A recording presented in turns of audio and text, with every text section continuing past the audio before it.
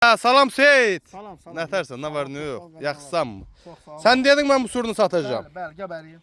Neçə baş heyvandır bu? Həmin 4 heyvandır. Baba bunları gör. Allah bərəkət versin. Baba bunun hamısı. Maşallah Birinci, olsun, ikinci maşallah qarnal, olsun. Sən dedin bunu yaxşı mal, maşın da olsa barter Bəli, eləyərəm. maşınla malla bak, qomral bak birinci qarnal. Bunların hamısı. Maşallah olsun, maşallah olsun. Değerli izləyicilər, heyvan 400 baş heyvandır. 400 baş heyvancını hardasa bax belə bir Bəli. 250-300 dənə sırf birinci, ikinci qarına şişək var. Bax görürsünüz bunları. Vallahi maşından barter. Kimin malı və ya maşını olsa barter eləyə bilər. Bəli. Bax içində də 25 dənə belə erkək var. Görsən bunları. Şəhərli. Bunlar hamısı elə doğmuyor, bunlar elə doğmuyor. Bunlar hamısı birinci qarına şişək. Bəli. İnşallah kimlər istəsə əlaqə saxlayar.